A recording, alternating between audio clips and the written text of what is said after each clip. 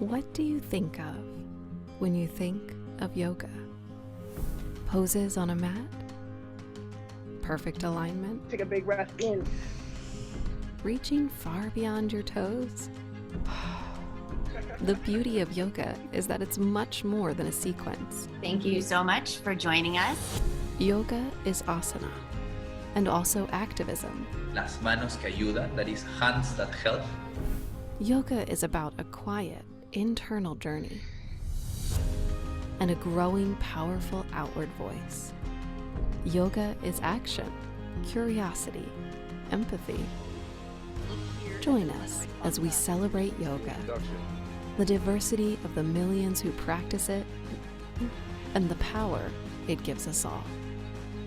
Because we are all for yoga, and yoga is all for us.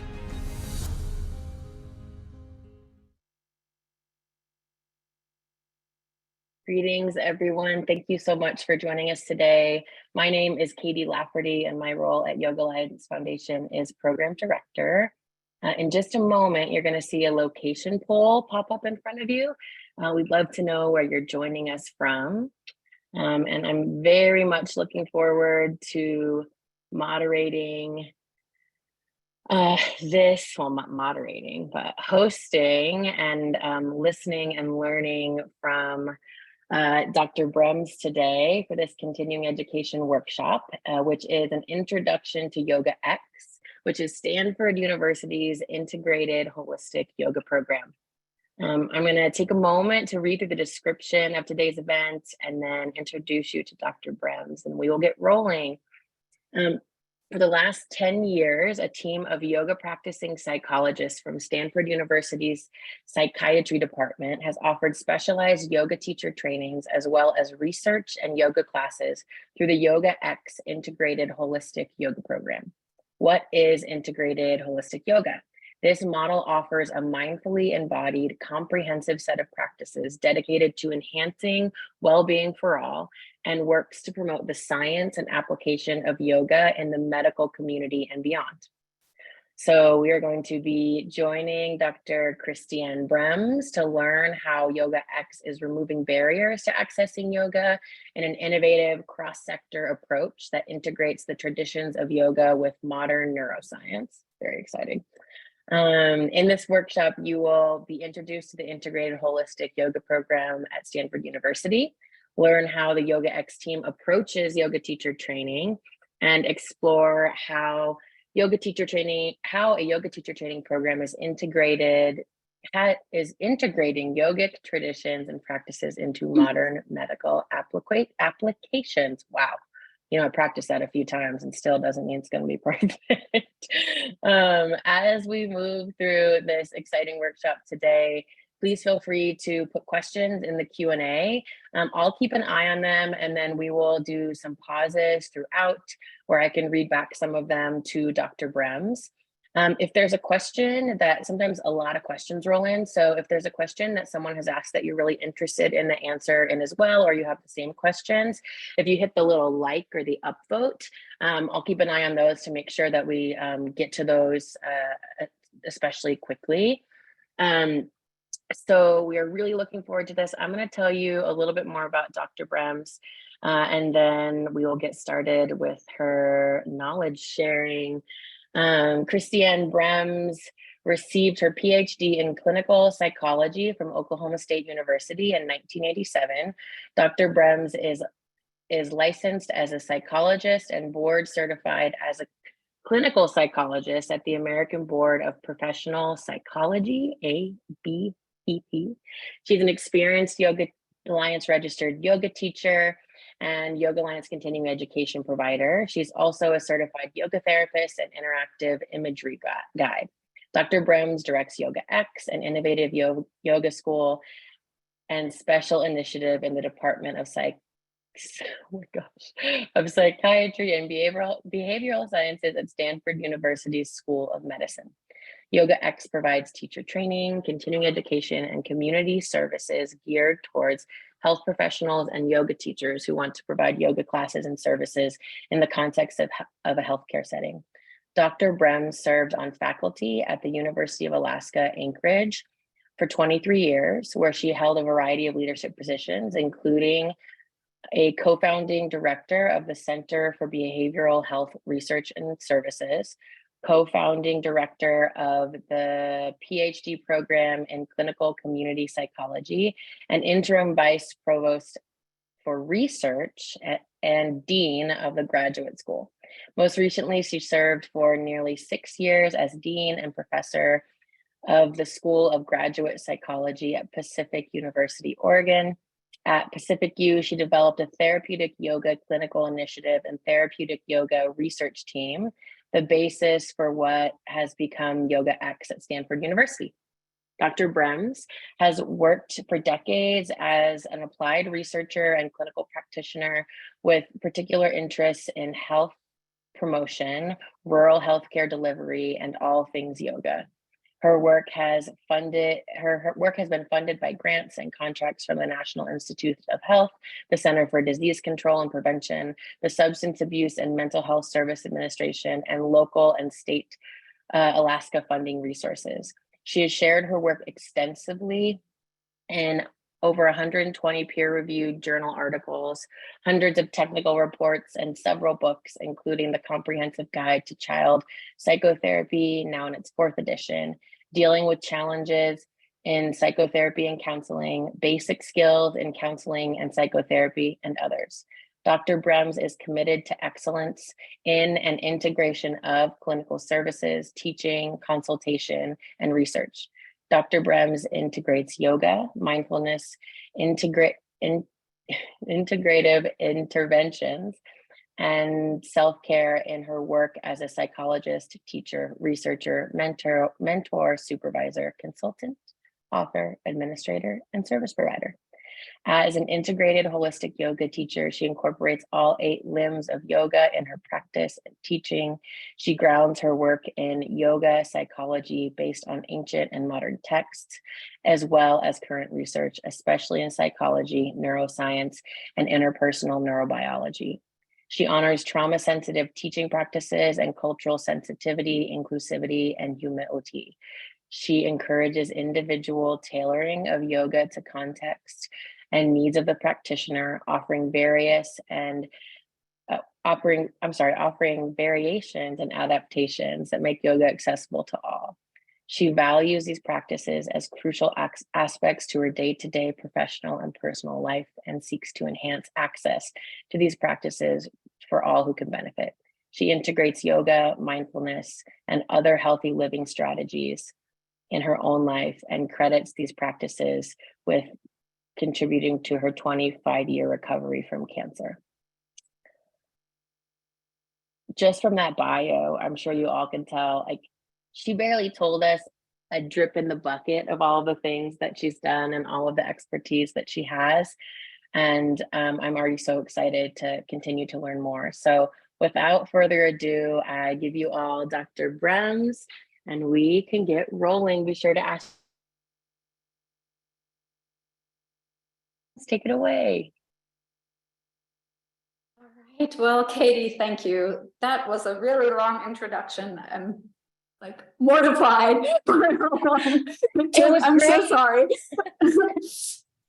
But thank you so much. And it's just such a pleasure to be invited to speak to the Yoga Alliance community. I so value your organization. You're doing enormously valuable work, and the advocacy you've been doing for yoga worldwide really is just invaluable. So thank you for inviting me. Thank you for this opportunity.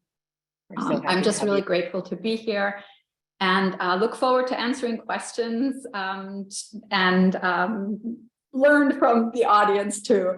I'm kind of bummed that I can't see the audience, but I'll do my best to stay enthusiastic anyway. Fortunately, I am able to see you, Katie, so thank you for that. I'm assuming at this point the audience can see the PowerPoint slides. Let's Katie, see here. I don't think that we can see them right now. You might need to share your screen again since we shared the video at the beginning of the presentation. How's that? Just one moment. Yep, we are good to go. Okay, great, wonderful. So as Katie already said, YogaX is a special initiative in the Department of Psychiatry, and we're really incredibly indebted to Dr. Roberts, the chair of the Department of Psychiatry, who opened her arms to this initiative. As Katie pointed out, we started out, we being sort of the larger YogaX team, which is a group of people that started to work together at this point, more than 10 years ago. When I retired from my job at Pacific University, I wasn't quite sure what I wanted to do. And then this group of people that had gathered together at Pacific decided we should do teacher trainings. We know a lot, we've learned a lot from the applied work we've done, and we want to share it with a greater community. And so I proposed this to Dr. Roberts at Stanford, and she took a leap of faith on the group. And so here we are, housed within the Department of Psychiatry and Behavioral Sciences in the Stanford School of Medicine, offering 200-hour Yoga Alliance registered teacher training, offering a 300-hour training. Both programs are very much focused on bringing yoga teachers into healthcare and on training healthcare providers who were yogis to also become yoga teachers so that they can bring the yoga also into their existing healthcare practice. We also offer a certificate in mental health and lots of workshops and classes, and we have lots of freebies. So we have a YouTube channel with, I think at this point, like 70 or 80 free classes. So go check it out. We really try to give back to the community, and we constantly do free stuff all over the place. So just wanted to point that out. And all of the work we do, whether it's our teacher training, our workshops, our certificate, our freebies, it's always based in this model that I call an integrated holistic yoga model. And it's integrated and holistic in a number of ways. I have sort of an overview slide here. So there's sort of 5 components that are very dear to all of us who teach within the YogaX team.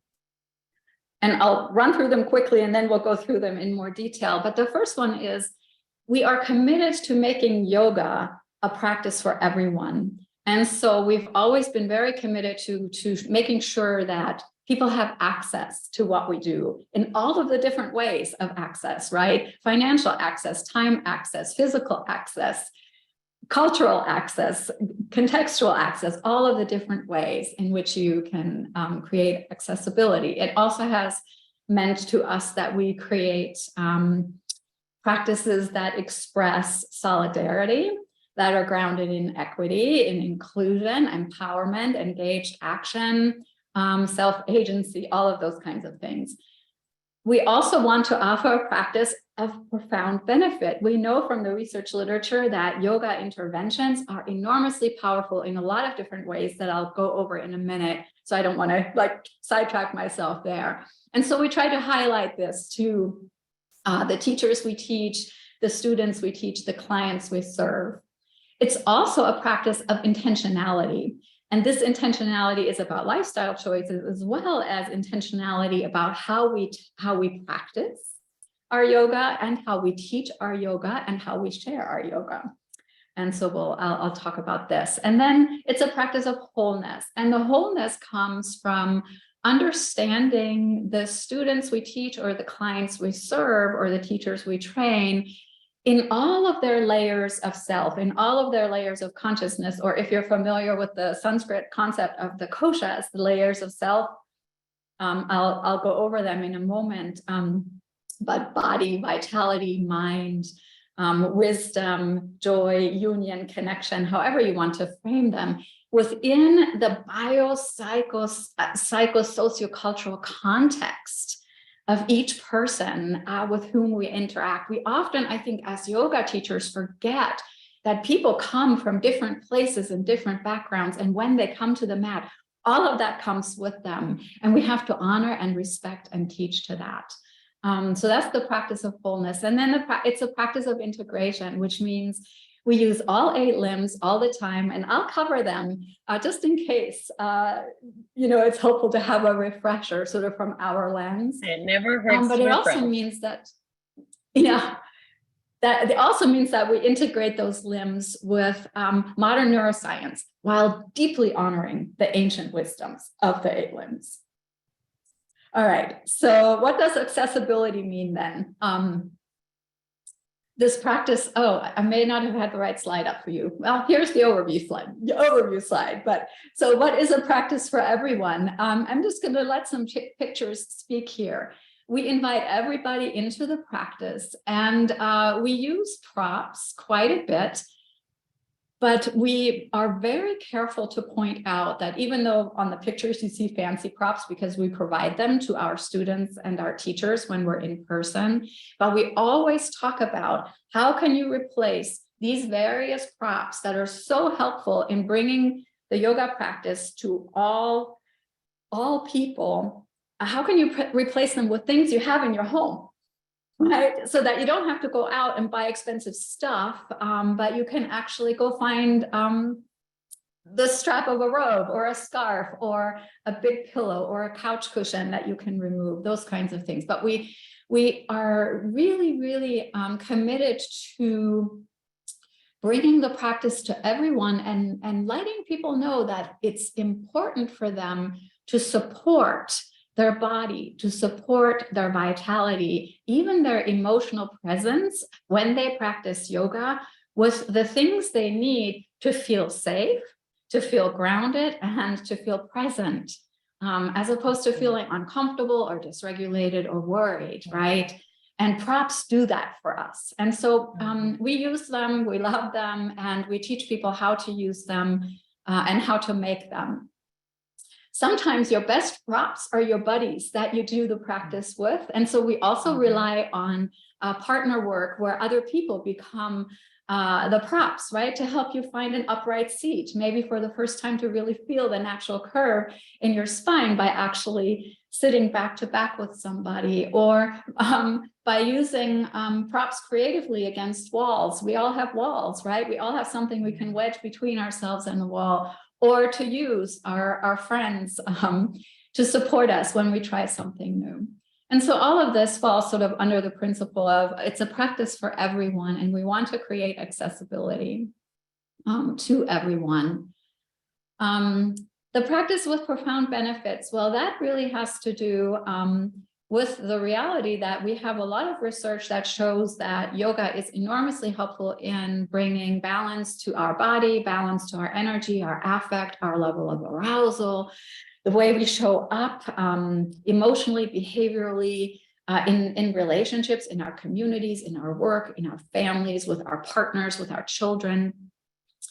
And there is so much evidence, right, that yoga increases stress tolerance. It helps us stay more vital, more healthful. Even when we have illness or disease, yoga helps us stay more grounded and centered, and sort of have a sense of well-being even within the struggles that we face. And as Katie pointed out, I am a cancer survivor, and yoga was one of the things that I'm sure saved me in so many ways because of the benefits that it gave me of helping me deal with the challenges of moving through treatment and dealing with, being away from work and having all of these different things. And so I won't go through all of these. You have the slide, and I'll happily make the slides available to everyone through Yoga Alliance. So for all of these bullet points that you see here, there is ample research to back up the claim. And so we try to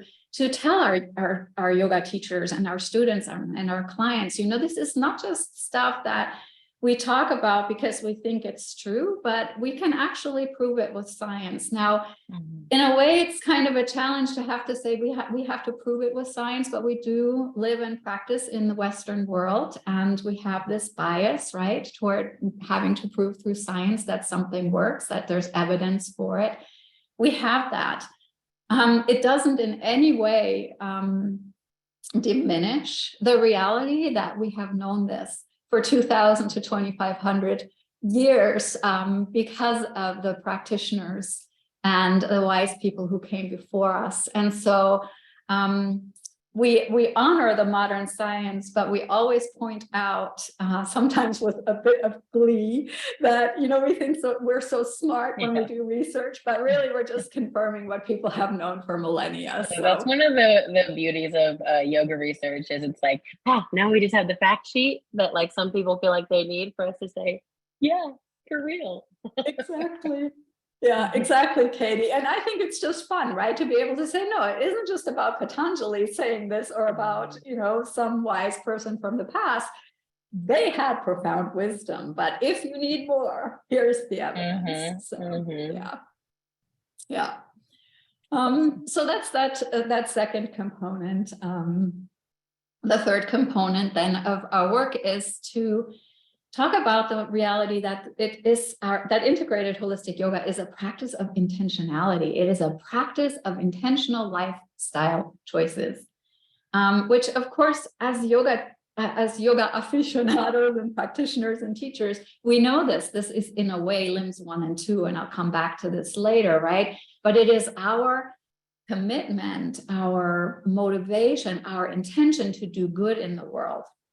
Right? It is our commitment to the greater good. And whether that comes through truthfulness, nonviolence, moderation, sort of all of the things that are captured in the ethical limb of yoga, or if that comes through the Brahma Viharas of equanimity, compassion, loving kindness, appreciative and altruistic joy, it all sort of informs this intentionality, which gives structure and meaning and purpose to our practice, and I will say to our life, right? The thing I've heard most often from my students and from people who have participated in my research is this practice, I started it on the mat, but it's actually blossoming in my life. People are telling me I'm kinder, I'm more compassionate, I'm a better listener. I'm easier to live with, so my family tells me, right?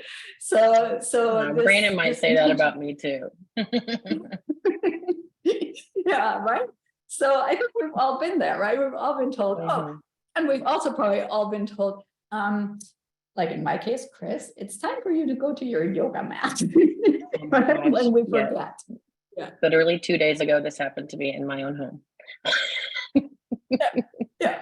Yeah. And what a beautiful thing, right? To know that, okay, I need to reground, I need to recenter, I need to chill, I need to go find my mat and practice.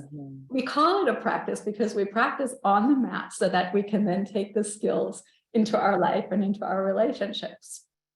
And we all have to go back and practice again every now and then. So then even on the mat, and that's what this first piece is about, even on the mat, when we work with our students and clients and teachers, we bring intentionality to our sessions. And so we usually begin with an opening centering, and then we ask our students to reflect on what is the intention that they're bringing to their practice today. And then throughout the session, we re-invite people to get reconnected to their intention and to stay with that intention, to let that guide their practice. And at the end, we ask our students to reflect on whether maybe through the practice a new intention emerged, or if they became aware of a merit or a benefit that they actually now want to dedicate to the greater good. And so we can do this wholesomeness at the beginning, we can do it throughout the practice, and we can do it at the end. We can do it at the beginning of a meeting, throughout the meeting, and we can do it again at the end of a meeting. We can do it at the beginning of our lives. We can do it throughout our lives, and hopefully we can do it again at the end of our lives, right? When we dedicate the merits that we perhaps accrued through our lifetime to something greater, something that will survive us. So that's the practice of intentionality. The practice of holism is in large part about the koshas, these layers of self. So many of you probably have heard about the Panchamaya kosha model, which is the model of the 5 layers of self in yoga. And the 5 layers of self are Basically your body, your energetic self or vitality, your verbal and social self, your mental self is often how we translate this.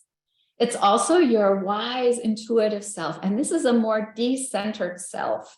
So this is the part of you that's starting to take a larger and larger perspective on life. And I'll keep talking about this. Hopefully this will begin to make more and more sense as I talk more about this. And then finally, there is your joyful, integrated self, where you begin to realize that you do not exist independently. I think in the Western world, especially, we need reminders how profoundly interconnected we are and how profoundly interdependent we are with others. Just try to live for a day completely independent of others. You can't do it. From the moment you get up in the morning, you keep encountering ways in which whatever it is you do has been made possible by others, by connection, by integration. And so when we really recognize this deep and profound embeddedness in relationship, we become joyful because we realize there is no separateness. We truly all belong to this same experience. And we become then very protective of our relationships and of everyone and of this planet and this world. So these 5 layers are very important in all of the work we do within YogaX from this integrated holistic model, because in all of our teachings, we always bring in, okay, so how is your body participating in the practice? How is your body being served by the practice? How can you attend to your body in compassionate and kind and friendly and joyful ways? How can you use your principles of nonviolence, of moderation, of truthfulness with your body? And this is where props come in, right? If I'm really truthful, I may realize that my body is better served when I'm in a standing forward fold if I have my hands on blocks, because I'm less likely to do harm to my body, right? My body sort of being that most tangible layer of what I am aware of about myself. There is sort of a neurodevelopmental perspective to these layers of self, and I'll get into that a little bit, but if you're really curious about that, I'll need 3 hours to explain this to you. But when we're born, I've got time. I think everyone else might too. No. Well, I can go on and on. My husband sometimes jokes it can take me an hour just to introduce myself. So, yeah. My husband says that when I say long story short, he goes, long story long. Yeah, that's cute. Yeah. Yeah. Hey, Dr. Brems, I was going to ask you real quick while I'm unmuted. We have questions rolling in. I'm curious if you let me know when there are pauses when you'd like to take in the presentation to answer some of them, or we can take a chunk of time at the end to answer all of them, whichever works best for you. Just let me know. How about if they're like really apropos to what we're talking about in the moment, we just do it in the moment. And if they're maybe a little bit less in the moment, then we'll cover them during a chunk of time. That sounds great. That sounds really good. All right, for now, let me do some sorting and then we will go from there. Please continue on. Great. All right. So anyway, before I distract myself too much into development, human development is sort of one of my loves. I used to work with kids a lot, and kids start out all body. And those of you who have children or work with children, this is our first identity. And then we realize, oh, we also have like this sense of, oh, something feels good, something feels bad, something feels unpleasant. And we become sort of more attuned to our energy, our level of arousal, the affect that is developing in relationship with other people. Then we learn language and we start to label ourselves and other people. This is my mom, this is my dad, this is my other mom, this is my other dad, this is my cousin. This is who I am. We begin to develop like a narrative about who we are and who other people are. And then over time, as we decenter a little bit, that narrative broadens. Then I become a family member, and then I become the member of a school, the member of a community, the member of a nation, the member of a world, a citizen of this planet, right? And the broader my perspective becomes, the more I can actually think about how everything fits together, the more compassionate and empathic I can become. And the more committed I become to doing something good for this context in which I, as a human being, in all of my layers, develop. And that's sort of the other thing that we deeply honor, is this developmental notion of the koshas and the reality that development is absolutely dependent on, influenced by the biopsychosociocultural collective in which we grow up. And everything we do reflects the experiences we've had up until that moment. And then in this moment, right now, I, as an adult, can make a conscious choice of how I will structure my life from here on out. But often you hear yoga teachers say, when you come to the mat, and now leave everything behind.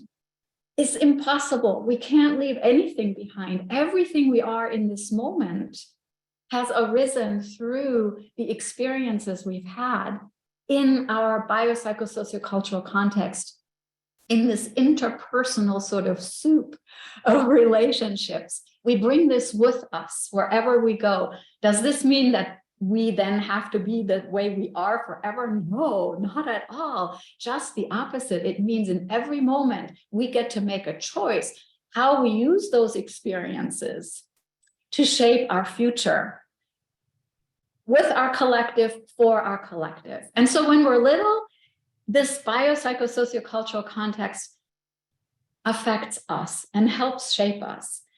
As we grow older and older and older, we begin to shape our collective. This is where our own agency comes in. This is where our social responsibility comes in.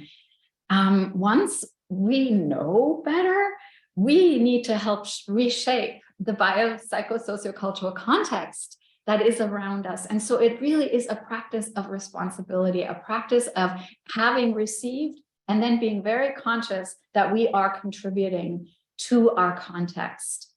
And so we have to contribute to all of those factors that are present in our context. The biology, that's the bio, the psychology of our context, that's the psycho, the social, societal, socioeconomic, and then the cultural factors, which are cultural norms and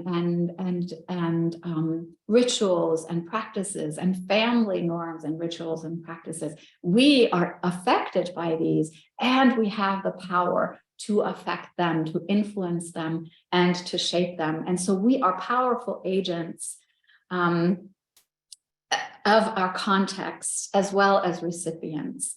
And I think when we deeply begin to honor this embeddedness in community, in relationship all of the time, we realize that we have to honor the diversity, the variation in the students and clients we serve, and that we as yoga teachers have to keep a very open mind about how we offer the practice and how we need to give choices to our students about how the practice will be carried out in their own life, how they express the yoga in their context, how they live the yoga for themselves. I'm going to skip my next slide.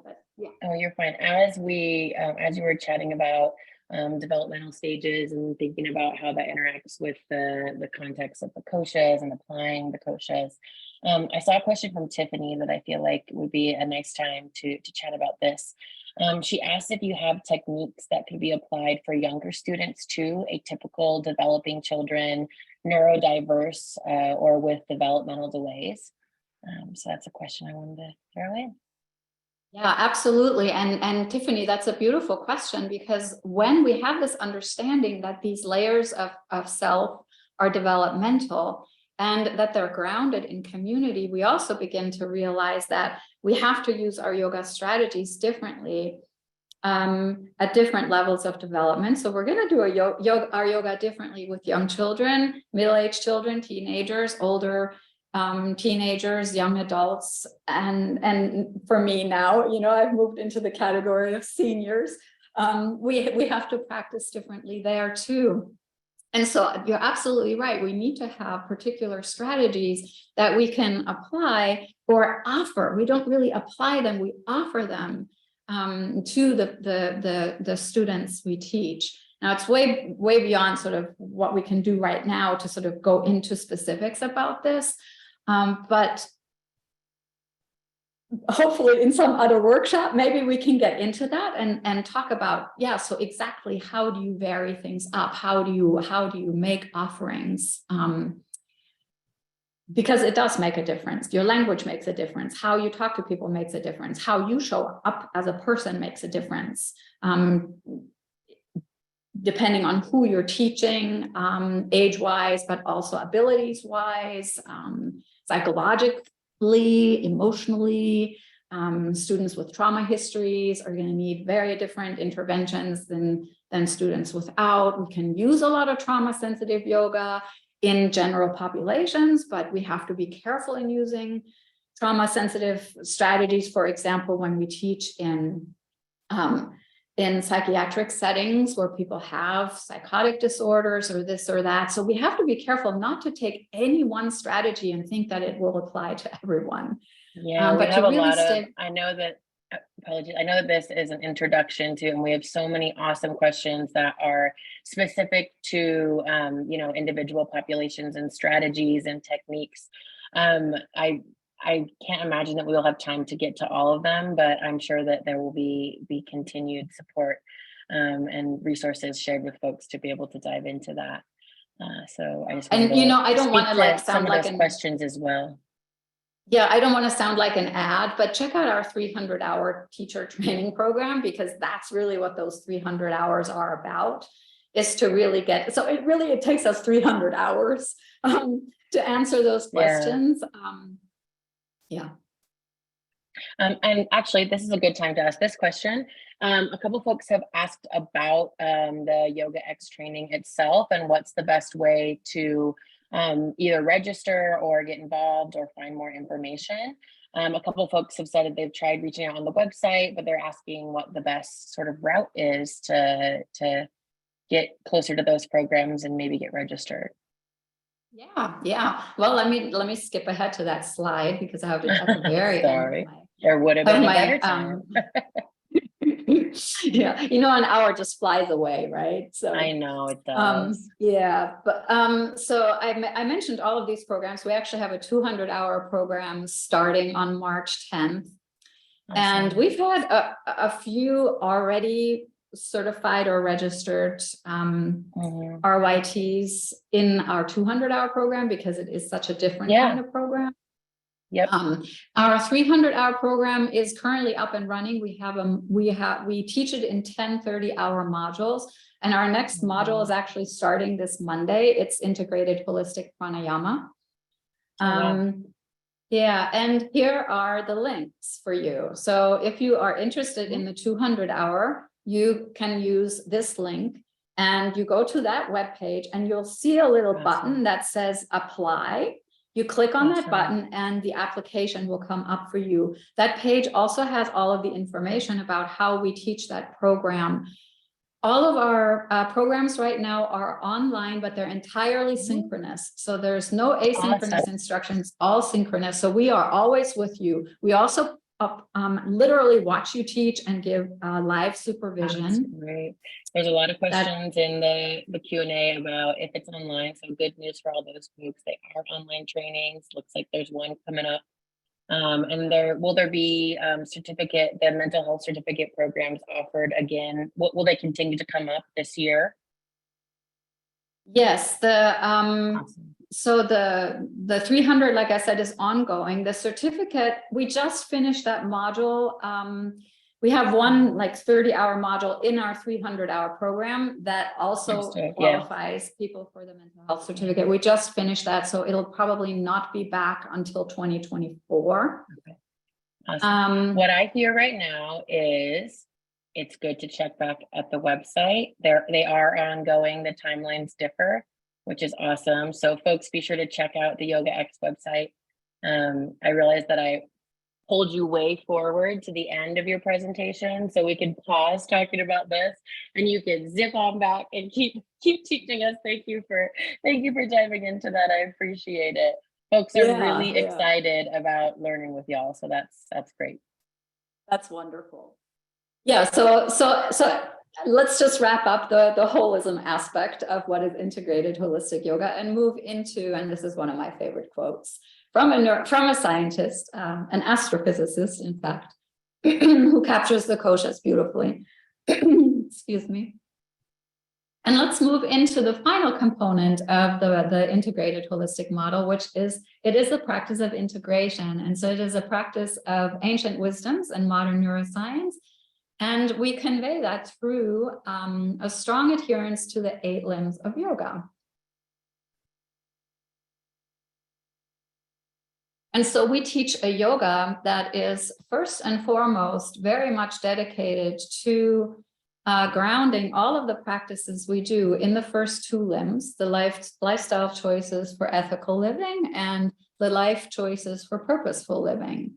I have individual slides for each limb, so if we don't have time to go through them right now, you'll have them when you look at the PowerPoint slide.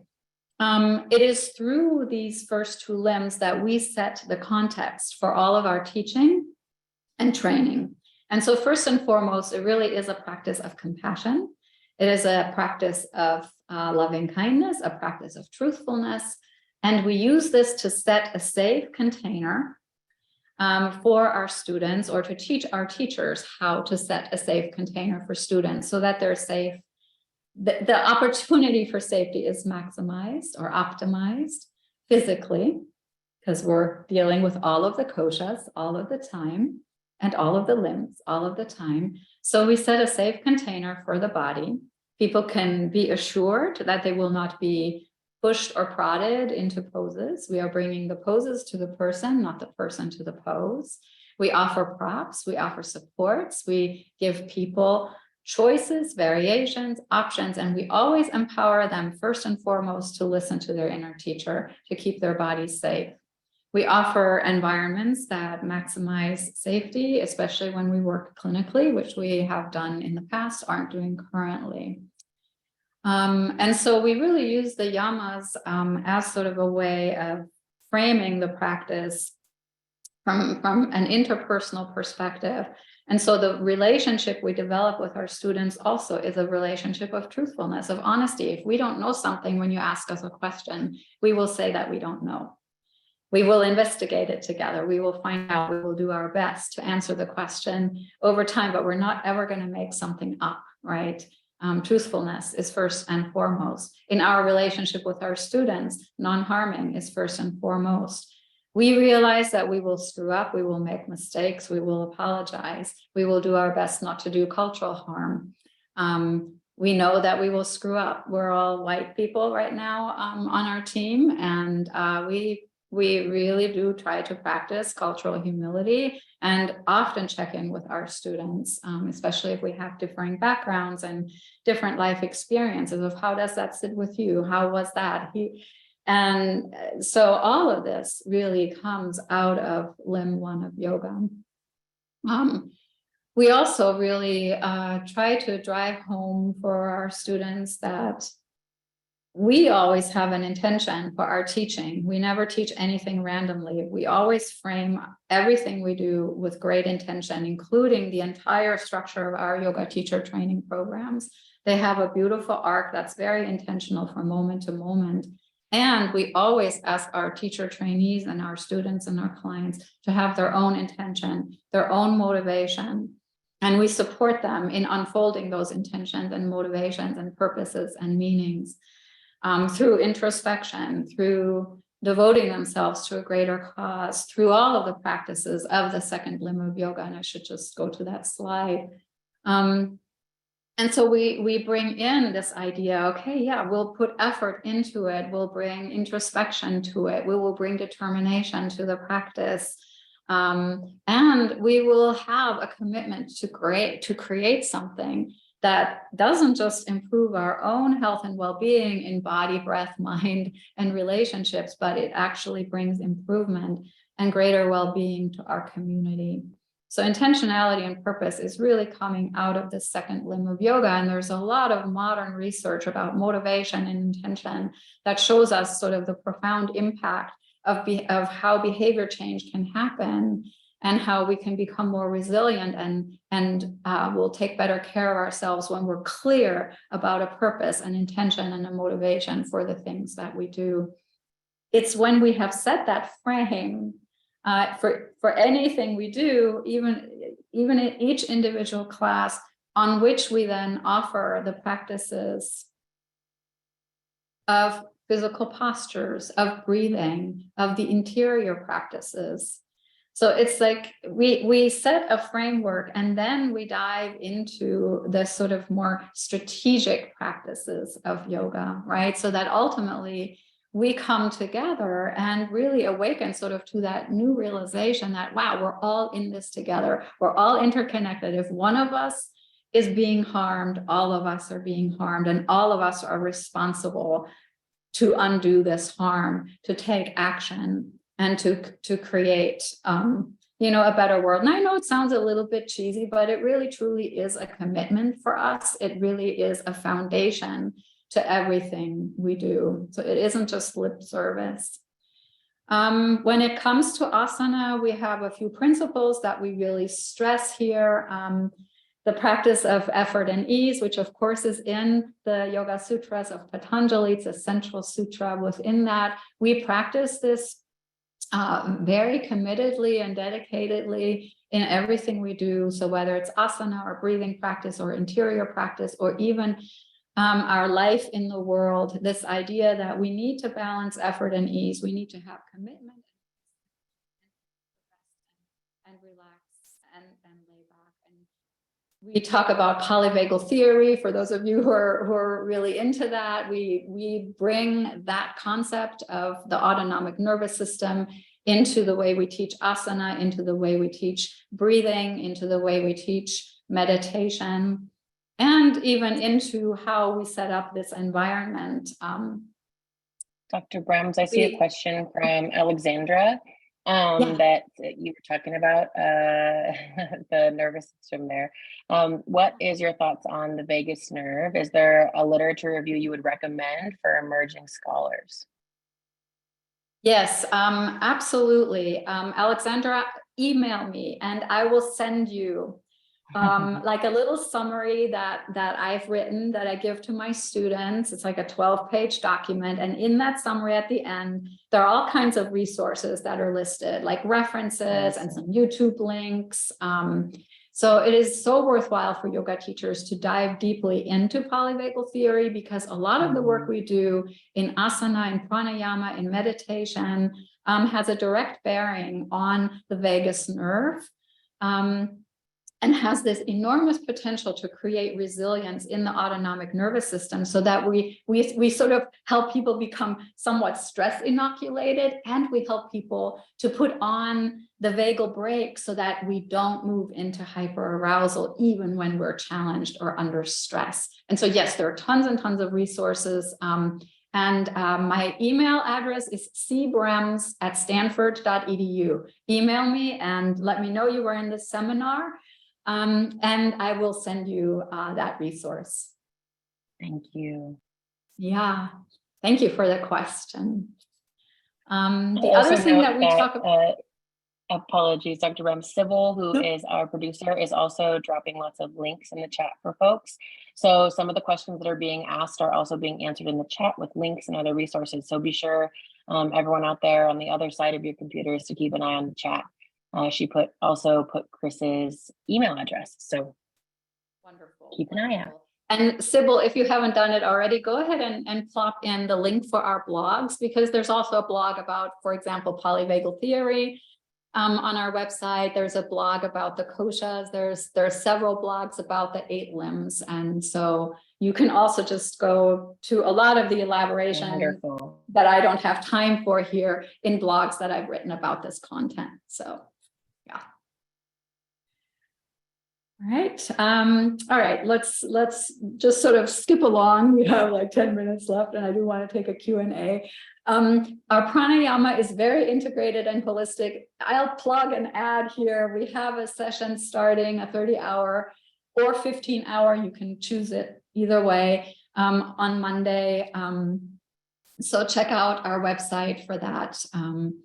I have like a 15 session just pranayama practice that follows sort of this model that we have for how to teach pranayama, which is first we need to understand what optimal functional breathing is so that we can develop a healthful breath rhythm, and then we can use our breath to heal ourselves through a variety of ways, but always very much in line with working with the vagus nerve. So we're right back to polyvagal theory here, right? Pratyahara is the guarding of the senses. It's the moderation of energy. It's the beginning of drawing inward. And so, yeah, anyway, so first of the interior practices, we tie Pratyahara in with concentration practices and meditation practices. Yeah, have a very integrated and holistic way of working with those particular limbs of yoga as well. Yeah, and all of this really with the hope that the practice ultimately will lead us to a place of well-being, a place of feeling connected to others, a place of feeling as though something will survive our own death, that our life has meaning and purpose, even though we are born and grow up knowing that we are finite beings in terms of our body and our breath. So that is the model. Here's sort of an overview of the model. We don't have too much time to dive into this, but this is basically a pictorial representation of what I just talked about. These are this is your biopsychosociocultural context, which is the backdrop for your life. These are your koshas, your body, your energy, your mind, your wisdom. As you develop outward, your perspective becomes vaster, and so that's why the circles get bigger. And it is limbs 1 and 2 that create this biopsychosociocultural context. Limb 3 is very much dedicated to working with Annamaya kosha, our body. Limb 4, breath work, is very much dedicated to working with pranamaya kosha and so on. So you can see how everything in the end fits together. This is a really hard model to understand. I can't do it justice right now, but I wanted to at least show it to you so that you have a sense of what it looks like from that perspective. So yeah, so with that, I will just pop to the slide with the links and just go to questions. In fact, maybe I should just stop sharing my screen. And what do you think, Katie? I think that would be fine. And Sybil, I believe, has all those shared in the chat, and there will also be your entire slide deck available to folks. There were quite a few requests to also share so that we can attach with the recording the article that you had shared about the vagus nerve that you Great. Cool. Also, okay, so I'm gonna sort of clump some of these questions together. There were quite a few questions that really got to what is the difference between this and yoga therapy, like a yoga therapy training? Like, how do they differ? That was asked a few different ways. So I'd love to pass that to you to speak to. Yes, that is a wonderful question. We consider our paradigm of teaching yoga to be, let's say, therapeutic, but not in the sense of doing therapy, but in the sense of creating an environment and a context for our students that leads to self-discovery and self-care. And so it's very much focused on helping people develop a positive relationship with their own body, with their own vitality, with their own mind, their own emotions and affect, and to sort of become wiser in terms of how they feel in their own layers, and then how they use those wisdoms to relate better with other people, to gain behavioral control, to become more self-regulated in relationship, to make wise and discerning decisions in the moment. What we don't do is say, here's the yoga that you need to do for depression. Here's the yoga that you do for anxiety. Here's the yoga for Parkinson's disease. Here's the yoga for MS or cancer or this or that. A lot of our principles show up in yoga therapy, but we do not train our teachers to do one-on-one yoga therapy. We can't do that justice. What we do train them is to think more person-centered and to help people become more aware of themselves and to bring that wisdom to their students. So I hope that differentiation makes sense. Yeah. I am going to hit you with like 5 just yes or no questions, because I know there's some folks that want some answers. I'm sure that there's lots that could go with it. These are sort of more of the specific, accreditation logistical questions. IAYT, would the 300-hour program be accredited there? At IAYT? Yes. Are you registered with IAYT? We are not at the moment. No, we are planning to add a therapy program, but we're not quite there yet. We're, I would say, a couple years away from that. But our 300-hour program is a great introduction for people who think that this is the path they will take their yoga teacher training. And so in that sense, I think it's an excellent preparation for anyone who is hoping to move into yoga therapy. Sorry, I'm not good at yes or no. That's totally okay. I know they're like make a terrible witness in court. No, we have about 4 minutes left. For someone with a 500 RYT, do you have any suggestions for education and training / certification in the integrative approach? I would say if you really want to work therapeutically, then find a yoga therapy program. And I don't know enough yoga therapy programs like to single out where you could go. If you want to just work in the integrated holistic approach, come take our program. We've had other 500s take our 300-hour program. We have such a different approach that we don't tend to be redundant with prior training programs. Yeah, that's wonderful. Another question I have for folks, it was asked a few different ways, is how can, if someone gets a certificate for yoga and mental health with y'all, how can it be used? Where can it be used? And is there anything you can share about that? Yeah, it probably is useful for any yoga teacher who is applying for positions that are in mental health care settings. For example, a lot of eating disorders programs these days want to offer yoga classes for their clients. And having the mental health certificate will set you apart as a yoga teacher who has some sensitivity for how to work with folks who have any kind of mental health, psychological, or emotional challenge. So that's really the point of this certificate, is to allow you to bring your yoga teaching into settings that require a little bit more skill. Yeah, that's wonderful. I taught yoga in an ED clinic, and it was a really wonderful place to teach. And I think that those additional skills would have been extremely helpful at the time. One question is, please define toxic positivity for clarity. So toxic positivity is— that was a long time ago, but I thought it'd be nice. That's okay. That's okay.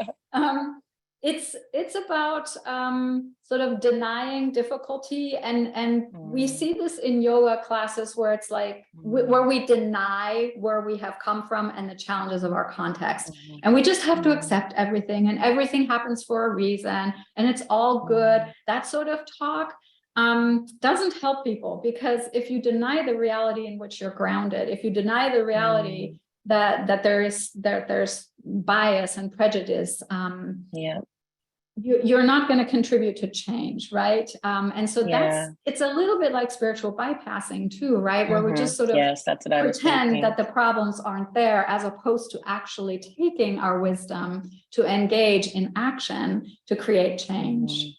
Yes, so it's all very interrelated, and really speaks to seeing the person as a whole person with an entirely unique lived experience when they show up into a space that you are holding and teaching classes. It is on the dot 4 p.m. Dr. Brems, I could listen to you talk for hours and hours. Thank you, everyone, for joining us today. As Dr. Brems said before, the recording will also include uploads of her presentation, as well as the article she spoke about polyvagal theory that has additional resources. Sounds like their blog is a great place to check out for lots of the questions that came into the chat. Thank you so much for joining us. Don't forget to don't forget to log into your dashboard and log your continuing education hours. If you have questions about how to do that, it's in the chat. There's a how-to. Thank you so much, Dr. Brems. Thank you, everyone, for joining.